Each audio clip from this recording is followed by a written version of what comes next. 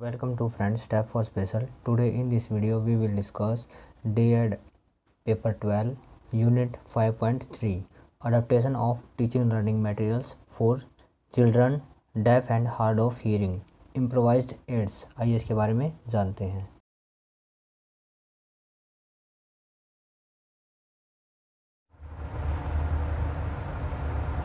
Welcome to Friends Step for Special. Today in this video we will discuss Unit 5.3। आइए इसके बारे में जानते हैं। Adaptation of Teaching Learning Materials for Children Deaf and Hard of Hearing Improvised Aids। आइए इसके बारे में जानते हैं। इस श्रवण बाधित बच्चों के लिए जो TLM है किस प्रकार से बनाने चाहिए और किस प्रकार से वह उनके लिए हेल्पफुल हो सकते हैं। श्रवण अक्षम बच्चों के शैक्षिक आवश्यकताओं के पूर्ण हेतु अडेप्टेशन की ज़रूरत पड़ती है।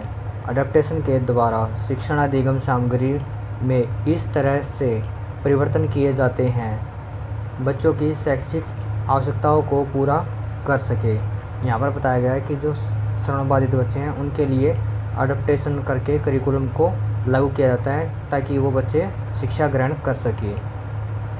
आगे दिया गया है इसमें अडेप्टेशन के दौरान इस बात का ध्यान रखना चाहिए कि बच्चे हीयरिंग एड यूज़र हैं या नहीं। अगर बच्चे हीयरिंग एड यूज़र हों तो विजुअल के साथ साथ ऑडिटरी इनपुट भी देना चाहिए। अब यहाँ पर बताया गया है कि बच्चों के टाइप ऑफ डिसेबिलिटी के साथ साथ उनका हीयरिंग एड वो यूज़ करते हैं या नहीं करते हैं, इस प्रकार से भी हमें ध्यान में रखना चाहिए। अगर बच्चे हीयरिंग एड यूज़ करते हैं तो बच्चे सुन भी सकते हैं, तो इस प्रकार हमें जो विजुअल कॉन्सेप्ट है उसके साथ साथ ऑडिटरी इनपुट भी देना चाहिए ताकि बच्चे सुनकर भी लर्निंग कर सकें। आइए आगे जानते हैं। इसके अलावा बच्चे हीयरिंग एड यूज़र नहीं हैं तो विजुअल इनपुट पर ज़्यादा जोर देना चाहिए। अगर बच्चे हीयरिंग एड यूज़ नहीं करते हैं वहाँ पर तो बच्चों के लिए जो ऑडिएबल है उसको छोड़कर विजुअल जो कॉन्सेप्ट होगा उसके लिए ज़्यादा से ज़्यादा फोकस करना चाहिए ताकि बच्चे ज़्यादा से ज़्यादा देखकर सीख सकें। आगे दिया गया है श्रवण अक्षम बच्चों के लिए शिक्षण अधिगम सामग्री का अनुकूलन करते समय निम्न बातों को ध्यान में रखना चाहिए। अब यहाँ पर बताया गया कि जो TLM है उसको तैयार करते समय बच्चों के लिए विशेषकर कुछ बातें हैं उनको ध्यान में रखना चाहिए ताकि बच्चे अच्छे से लर्निंग कर सके। आइए यहाँ पे जानते हैं। फर्स्ट दिया गया बच्चों की उम्र के अनुसार TLM का चयन करना चाहिए कि जो बच्चों की एज है उसके अकॉर्डिंग हमें जो TLM है उसका सिलेक्शन करना चाहिए ताकि बच्चे उससे बोर ना हो और उनके लेवल की उनको एजुकेशन मिल सके। इस प्रकार से हमें जो TLM है उसका सिलेक्शन करना चाहिए। सेकंड पॉइंट दिया गया TLM बच्चों के नॉलेज लेवल और लैंग्वेज लेवल के अनुसार होना चाहिए। अब यहाँ पर बताया गया है कि बच्चों ने जो पहले लर्निंग कर ली है उसके बेस पर और जो उन्होंने लैंग्वेज सीखी है एक्वायर की है उसके बेस पर हमें बच्चों के लिए TLM तैयार करना चाहिए ताकि वह उनकी शिक्षा में हेल्पफुल हो सके। थर्ड पॉइंट दिया गया है TLM पाठ के उद्देश्य के अनुरूप होना चाहिए कि जो लेसन का जो मोटिव है उसको एक्सप्लेन करने के लिए ही हम जो TLM तैयार कर रहे हैं खासकर वह उस उद्देश्य को पूरा करने में सहयोगी हो, इस बात का हमें ध्यान रखना चाहिए। 4 पॉइंट दिया गया है TLM कॉन्सेप्ट के अनुसार स्पेसिफिक होना चाहिए। अब यहाँ पर कॉन्सेप्ट के अनुसार स्पेसिफिक का मतलब ये है कि अगर हमें बच्चों को ट्रांसपोर्ट्स के बारे में बताना है तो हमें उसके अंदर जो टाइप्स हैं वो बता सकते हैं हम, उसके अंदर जो फ्यूल है या फिर डीजल है, पेट्रोल है या डीजल है, किस चीज़ का यूज़ हम ट्रांसपोर्ट में यूज़ कर रहे हैं वो उसका उद्देश्य कॉन्सेप्ट है स्पेसिफिक होना चाहिए, ये यहाँ पर बताया गया है।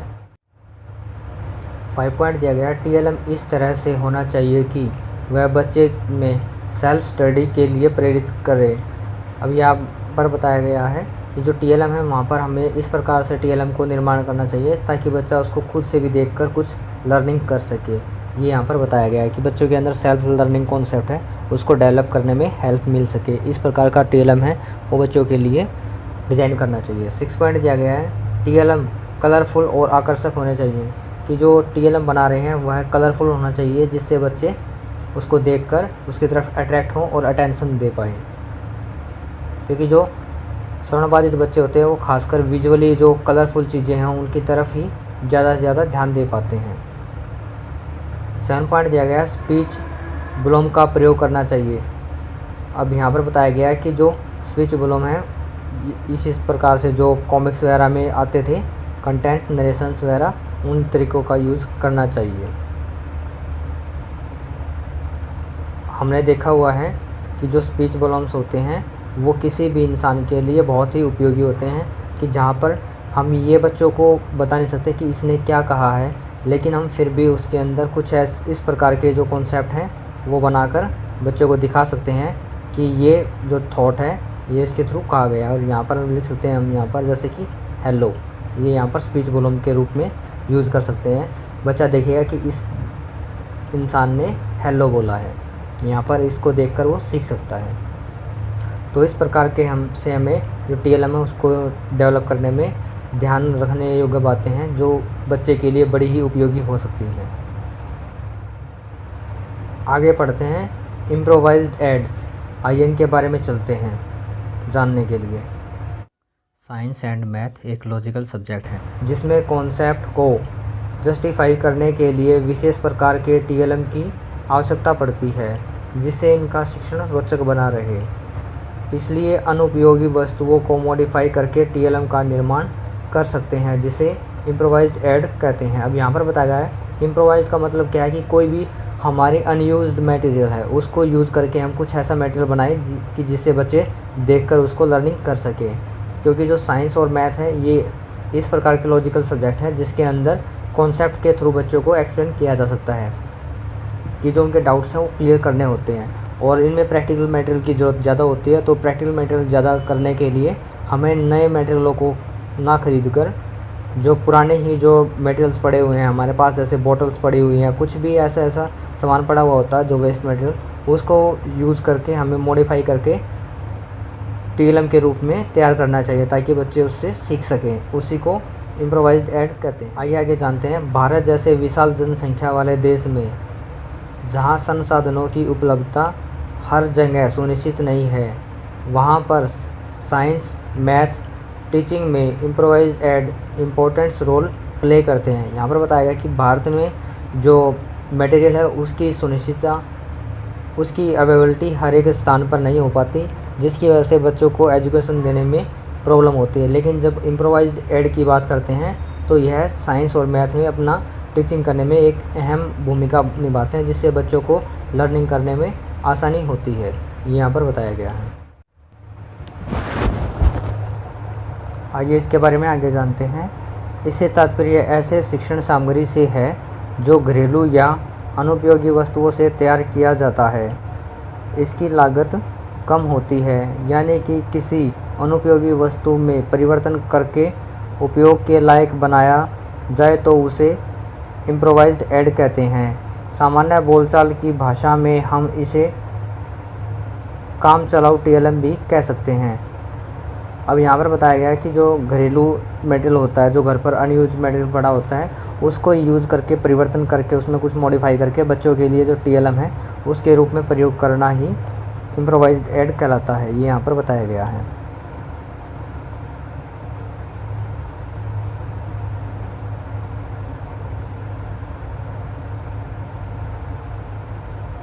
आइए आगे जानते हैं इम्पोर्टेंस ऑफ इम्प्रोवाइज्ड एड्स। इनका महत्व क्या है, आइए इसको जानते हैं। साइंस एंड मैथमेटिक्स के शिक्षण में इम्प्रोवाइज्ड एड का प्रयोग सबसे अधिक व प्रभावी ढंग से किया जाता है, क्योंकि साइंस में प्रयोग करने के लिए या किसी कॉन्सेप्ट को एक्सप्लेन करने के लिए इनका प्रयोग सबसे अधिक होता है। इसके महत्व को हम निम्न बिंदुओं से समझ सकते हैं। यहाँ पर बताया गया है कि जो सोशल साइंस है और मैथमेटिक्स है, इसके अंदर बच्चों को कॉन्सेप्ट क्लियर करने के लिए और उनको समझाने के लिए एग्जाम्पल्स और प्रैक्टिकल्स देने पड़ते हैं ताकि बच्चे उसको अच्छे से सीख सकें, और उस प्रैक्टिकल को प्रभावी और इफ़ेक्टिव बनाने के लिए हम इम्प्रोवाइज्ड एड्स का प्रयोग कर सकते हैं। फर्स्ट पॉइंट दिया गया है यहाँ पर, इस प्रकार की सामग्री बाजार में मिलने वाली सामग्री से इस प्रकार की सामग्री बाजार में मिलने वाली सामग्री की अपेक्षा बहुत कम कीमत पर तैयार होती है। सेकंड दिया गया है, इसके निर्माण द्वारा विद्यार्थियों व शिक्षकों में क्रिएटिविटी बढ़ती है।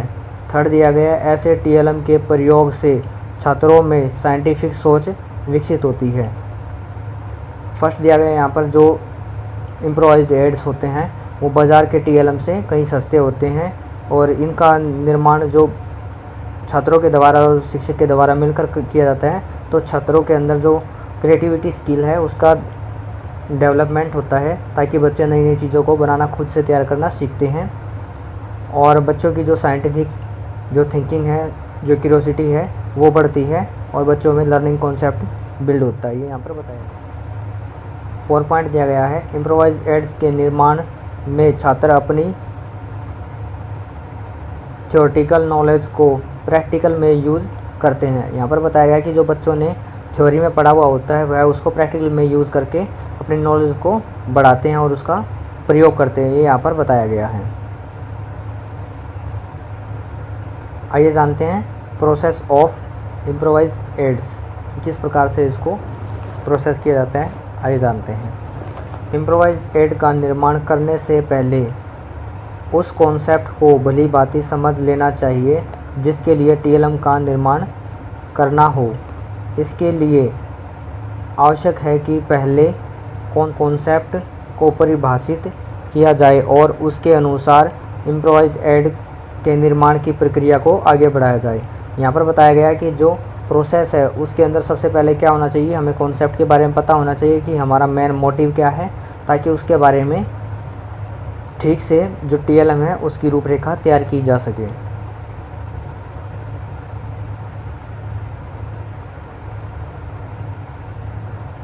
फर्स्ट पॉइंट दिया गया है यहाँ पर डिज़ाइन।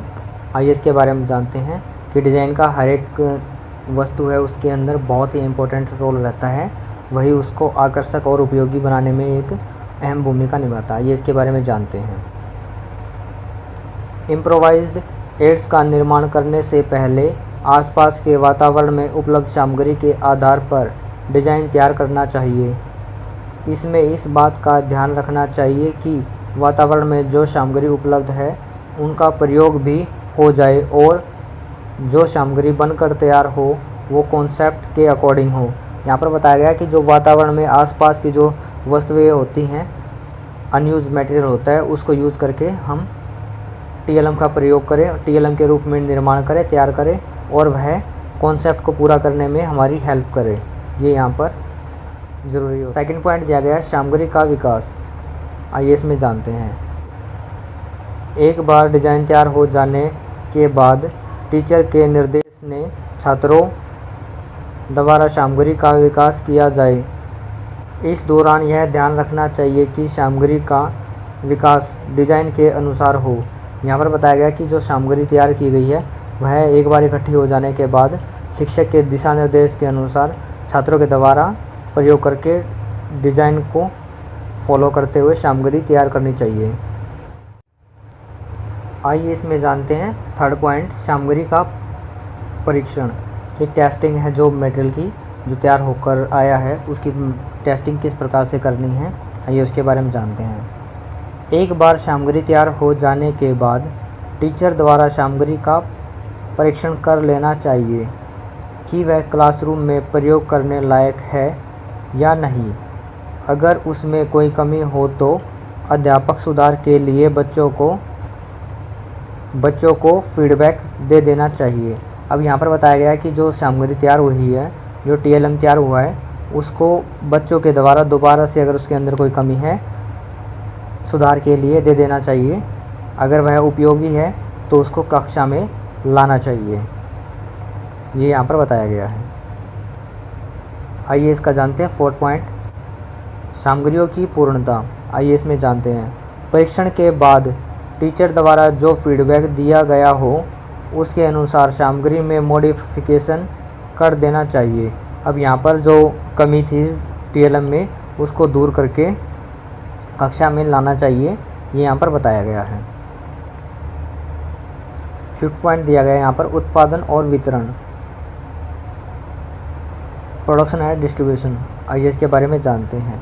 एक बार आवश्यक परिवर्तन हो जाने के बाद आवश्यक संख्याओं में सामग्री का निर्माण करके वितरण कर देना चाहिए। अब यहाँ पर बताया गया है कि एक बार जो TLM तैयार हो गया है उसकी कॉपी बनाकर, यानी कि वैसे ही मटेरियल तैयार करके बच्चों को दे देना चाहिए ताकि बच्चे उससे आराम से सीख सके। यहाँ पर इस बात के लिए फोकस दिया गया है कि बच्चे अधिक से अधिक प्रैक्टिकल करना सीखें और नई नई चीज़ों को बनाना सीखें, वो भी जो अनयूज मटेरियल है उसको यूज़ करके।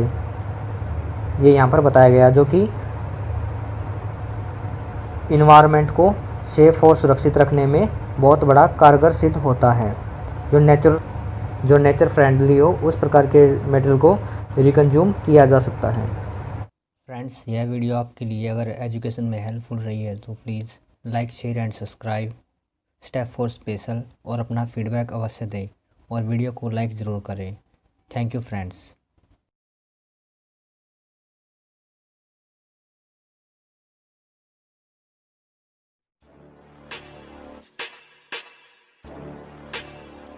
और भी अधिक एजुकेशनल वीडियो के लिए बने रहिए स्टेप 4 स्पेशल।